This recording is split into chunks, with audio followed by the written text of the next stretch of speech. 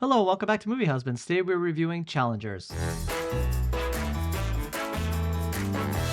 Directed by Luca Guadagnino, Challengers follows Patrick and Art, who are childhood best friends and tennis doubles partners. After winning the US Open junior doubles title, they meet Tashi Duncan, a highly lauded young tennis prospect to whom Patrick and Art are both attracted. The film stars Zendaya, Josh O'Connor, and Mike Faist. So Jeffrey, what do you think of Challengers? Challengers comes to us from Luca Guadagnino, whose career, I think, the past decade or so has really turned him into an art house favorite. I guess particularly starting with Call Me By Your Name, but even films before that, like A Bigger Splash, definitely made a big splash in the art house scene. I'll admit that I'm kind of hot and cold on some of his features. I really like Bones and All. He has a very particular style that he likes, this languid, ethereal, very vibey sort of style and sometimes I feel like he's more interested in writing out the vibe than he is about diving into any complex themes or complex characterizations. And his films tend to be very slow paced, which is a thing that I really don't mind. But again, it's more like you're hanging out in a gorgeous vibe rather than you're exploring something, in my opinion. So your mileage may vary on that because I'm not often a vibes guy when it comes to films, unless it's a particular kind of vibe. Challengers is certainly a vibe, but it's not slowly paced or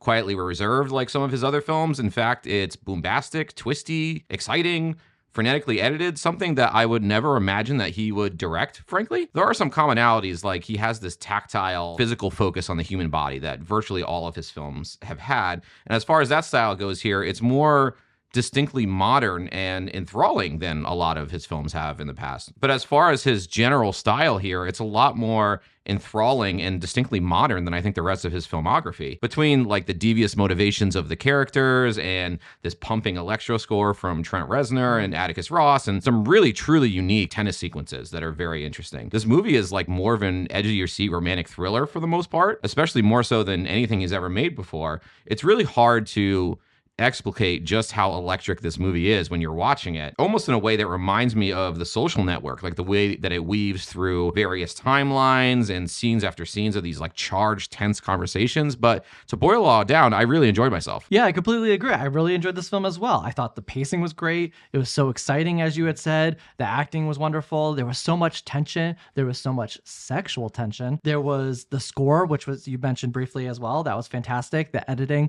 all these things I think we're going to get into more deeply. The camera movement. I thought this film was really like perfectly in harmony with itself. And at times I did find this to be not such a great thing. And that alludes to a little bit of what you're talking about with Luca Guadagnino. And he's really in service of the style. That vibiness that the film had, as you talked about, is exactly how I felt as well. Is that sometimes being in such service to such a vibe could create sacrifice in other aspects of the film, and that being maybe the narrative and the character development in this case. And that's actually how I felt in Call Me By Your Name as well. I thought the film really jumped from time period to time period in their relationship that you didn't really get a moment to settle down in it and understand them as characters. You just feel like you were being forced along this sexual tension journey. Yeah. But there was nothing really bringing you to what these characters were actually about and why there was so much sexual tension. It was just there. It's just in the air because it's in service of a vibe rather than a story. But I will say I cared less about it in this film because I was feeling the vibe. Yeah. Where in the other movie, I just wish there was a little bit more because it was so slow paced. This vibe is just a little bit more what I'm into. I know a lot of people that love Call Me By Your Name and they're just able to look at the beauty of that film. I don't think there's anything wrong with that, but it's also not something that really penetrates my psyche and makes me like a film. The characters are really interesting in this film because you basically have a love triangle here. And the film really toes this line of showing these characters use, abuse, and even care for one another to some degree. It's a tricky line because too much on one side and you have a sad, empathetic drama. And I think too much on the other side is you have this cynical thriller where everyone's just trying to destroy each other. And you don't really find out what it is until the end of the movie. Yeah, I think the film gives you just enough psychology and motivation to further a propulsive story without too finely drawing the motivations, which I think would ruin either scenario. That's mostly to the film's benefit and frankly, a very difficult thing to pull off. However, if there's anything negative I have to say about this film, and it's something that you alluded to, is that I'm not sure that there's much to chew on. It's a very visceral experience. It's very exciting. It's very fun to watch. But if I rewatch this movie, I am not sure that I would really find anything too new or too interesting to talk about beyond maybe some cool camera tricks or some little details in a scene. But I'm not sure that thematically or character depth-wise, there's really much to contemplate. As the movie goes through different timelines, it really jumps from a different time period to a different time period. You're going back and forth from the past to the present to between all of it. It's all so out of order that I think it would be cool to go back and see some of those scenes at the earlier part of the movie, see some little hints as to how they fit into the end of the film. So the story is really structured around this match where Patrick and Art are facing each other for the first time in many years. After years of resentment, after years of not speaking, after some tension in this love triangle that the film is just trying to use every bit of tension out of. But also the first time we see them, we don't know that. We don't even know that they know each other. Yeah. So it's really interesting, I think, to frame it that way. And as this match is occurring, we're getting flashbacks from 13 years ago, all the way up till the previous night, till the previous week. And it jumps back and forth through time. And for all the film's juggling of time and timelines, I never really felt confused. It does a remarkably good job of updating the details so that you know where you are, whether it's a different style hairdo, whether the person has facial hair or not, whether it's, frankly, a lot of the branding. There's a lot of brands in this film. I noticed like the old Gatorade logo when they're in college. They do a very good job of updating all of these various details so that you know where you are, just in case you get confused. I also noticed it in their tennis skills. Actually, like in the initial scenes when they're playing as doubles, they're good tennis players, but they're not nearly as skilled as they are towards the end of the film. But I think structuring the film in this way gives it maximum tension throughout this match, which makes it feel like it goes on forever. And suddenly this film morphs into this tennis match where every little gesture, every eye glance, every nod, every way that they look at one another gives some indication of how they're feeling and reinforces the flashback that you just saw, which is really cool. The film does such a terrific job of milking that match for so much tension throughout the film. The editing plays this role in this narrative that's constantly jumping from different timelines. And it really does give us specific information in a specific order very intentionally, which is sort of what you were just talking about. And I thought this was done really well because you're given context at the right times and shocking reveals at others, but they all are married to one another, so they're done in the perfect timing. I guess this is vague spoiler territory. I don't think that it's like a horrific spoiler, but if you haven't seen the film, maybe this is something that you don't want to hear. But we get some information that Patrick was asked to throw the match, and he goes back and forth. Should I throw the match? Should I not throw the match? The way that that information is distilled down to you is perfectly matched with where he is in the tennis match, whether he's falling behind or he's going ahead. And we don't totally know his motivation, which just adds to the suspense. So I thought the way the flashbacks were used were actually pretty brilliant. You're getting a little ahead of the game on the ending, but because I do want to talk about that. Okay. But I do want to jump back. Let's jump back to some of the specifics of the films and details, because I want to talk about the acting for a little bit. We have Zendaya, and she plays Tashi, who is this upcoming tennis star. She has this great way of communicating on screen to the audience that you don't know exactly what she's thinking. I don't know how she does it, because you can't tell if she's actually into these boys or if she's just using them. So much lurking under her facial expressions that some part of me still doesn't know.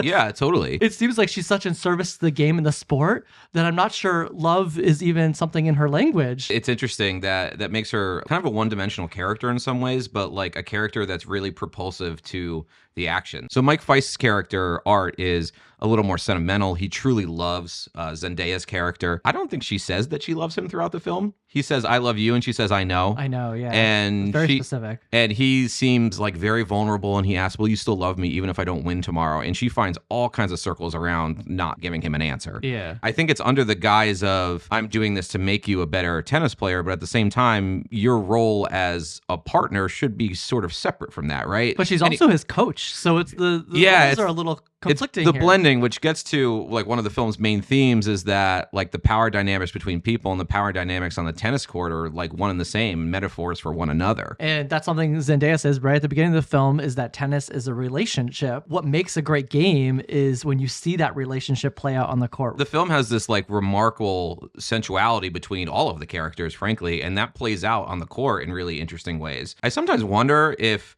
this film has like a very cynical view of humanity. Like, are all the interactions just self-interested where people are trying to further their own agendas in a certain way? I think that that's a fair reading of the film. I'm not saying that that's my reading, but it's certainly there to reckon with, because essentially you have Tashi and Patrick, who are chronically using the people around them, both of them acting behind Art's back in various ways throughout the film. Tashi's marriage to Art, as we were talking about, seems to be more a vicarious way to win through tennis, and she can't achieve that on her own. Now, Mike Feist's character, Art, I think is the most genuinely like heartfelt character. But even he has a time that he's playing a little bit of a game in college where he's trying to drive a wedge between them. So you can make a case for any of these characters being just self-interested in trying to upend these power dynamics between the couples. I do think there's a little bit of maturity that takes place over the course of the movie. In their past, I think a lot of their mistakes mostly happen when they're in college. So I think they're just younger, they're a little stupid, and they don't really know how to handle these situations well. That's the main rift that happens between these characters is during college. Tashi, she falls in a match and she breaks her leg in a way that she can really never recover from. And of course, Zendaya's character at the time is dating Josh O'Connor's character, Patrick, in the film, which is Art's best friend, as we talked about earlier. I think she holds the resentment because they had an argument just before this accident occurred. One thing I did and didn't like about this moment was that it almost seemed a little bit fabricated.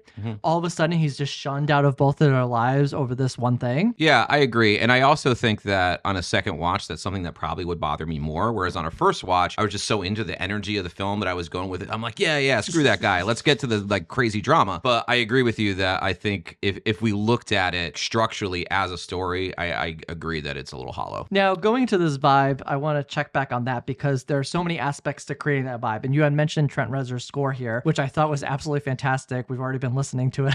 Yeah, no vinyl yet, but keep an eye out. Anyways, the score was so good and it set the mood of the film absolutely perfect from one of the first shots that takes place where the camera is gliding over the tennis court and lands right on Zendaya. It's our first introduction to her. This music has this 80s like synth techno thing going on and it's perfectly in step with the camera movement and the editing. And it goes back to what I said about this film just like being a marriage of all these different aspects of filmmaking. That was just another aspect that made it so great. Yeah, I'm a huge fan of Trent Reznor in general. Nine Inch Nails is one of my favorite bands, and I saw them live a bunch of times in high school and college. But seeing his transfer to film work has been really amazing because so much of the film rides on that score. There are individual scenes that seem really benign on the surface and benign on the page that seem quite tense once you bring in Trent Reznor's music. There's an exchange in the sauna that gradually turns more and more tense, and the music's almost getting louder that you can barely hear the dialogue at that point. The way that the dance vibes, they have this electric but somewhat dark vibe that I think the film perfectly is encapsulated by and shown. And on that note of that tension that's being built with the music in that sauna scene, this also happens at the end of the film. So if you haven't seen the movie, we are going to get into spoilers about the end of the film. We have this tennis match that's playing out between the two, and this tension is building. We're not sure exactly what Josh O'Connor's character is going to do, but the music is playing this role where it suddenly cuts out at times and then jumps back in. And not only is it highlighting the characters teasing each other with what's going to happen because they're both taking certain actions that's delaying this match, but I feel like it's also teasing the audience. It's playing with us. Totally. I really liked the movie and I was into that moment, but there was a point that was like, if they play that booming score one more time in slow motion while someone's bouncing a ball, I'm going to lose my mind. I'm like, I just need to know how this ends. The movie was literally blue balling us that entire time in this moment. Yeah. So there's this conversation that they have earlier where Josh O'Connor's character is letting Art know that he has gotten with Zendaya in a sexual manner, tells him this by like asking if you did this, you could just place the ball in your tennis racket and the little diamond shaped part of it. Which is the way that he serves. Yes, which Art is serves. the way that Art serves. And so he does it in that moment. This finally comes back at the end of the film because him and Tashi had just had some sexual relations in the back of their car just the night before. Yeah, and the power dynamic on the court is shifting second by second, not only with the flashbacks, but with everything going on sports-wise. Yeah, and Tashi's sitting there like thinking she's good and then not think she's good and think she's good and not think she's good and then being like, oh, what's happening here? Yeah. Because she sees this thing she doesn't understand. Yeah. But that Art obviously understands. Yeah, I thought we were just being blue-balled that entire time because I knew that moment with the racket was going to happen. Yeah, I did too. It was holding it out. And it took so long to get there. Not really in a bad way, but I just love how it was just like squeezing you as a viewer. Oftentimes, I felt like the movie was in conversation with its audience as much as it was with its characters happening. And I think that has to do with the tension and the idea that Zendaya put out earlier is how that a tennis match is like a relationship between two people. And I think in some meta way, I think Luca Guadagnino is sort of having a conversation with the audience as well and building that tension with us. It certainly likes upending your expectations over and over again. And again, shifting these power dynamics. I think the film is a lot about power dynamics. I'm trying to think of a way to like accurately represent how the tennis scenes are filmed in this movie. They're filmed in conventional ways that I think are conventionally extraordinary. The camera seems to be attached to a tennis ball, and then the camera seems to be on a racket. There's one point that the camera is shooting them from up, and you see almost like if they were playing on a glass floor and you could see it completely see-through them playing. Of course, the bird's eye shot from overhead that they had a couple of times. I'm sure that this was rigorously planned, but I'm sure in the planning process of this film, just them thinking about how do we shoot a tennis match from every conceivable angle in the most fun and interesting and propulsive ways that we can possibly think of.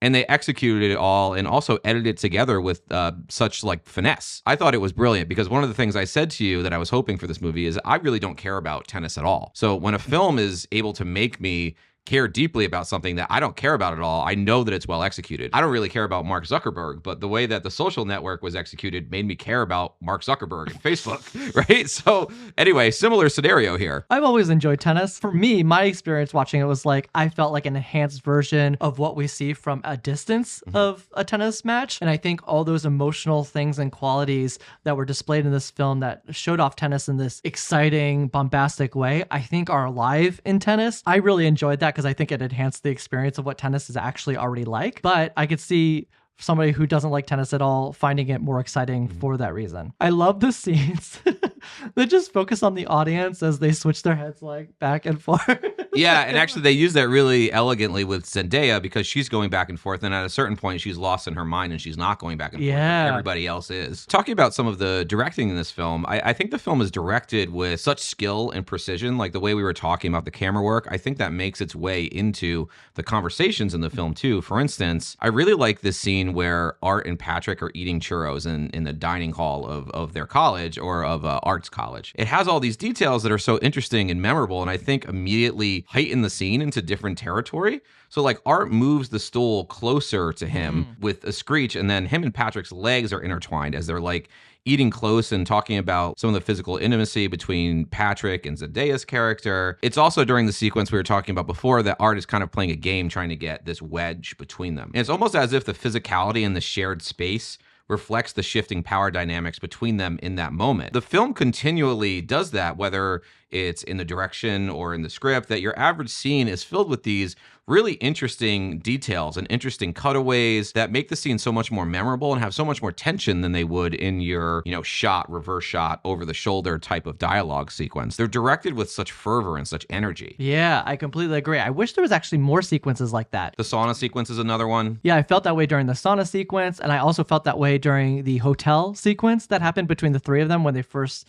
sort of get together. Yep. And I guess on that note, I'm going to put this out there. I think they should just become a throuple.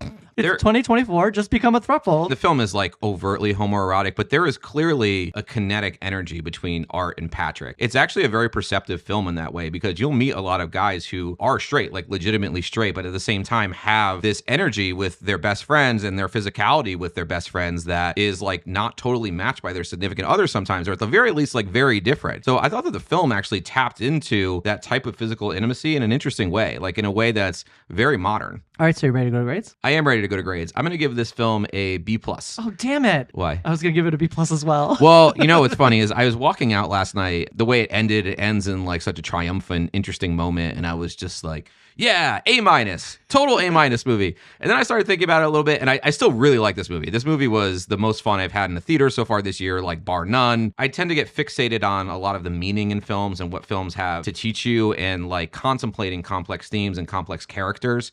And this film, like, that's just the thing that didn't make the cut, I think, in a lot of ways, even as amazing as it is to watch moment to moment. So I downgraded a little bit to a B+.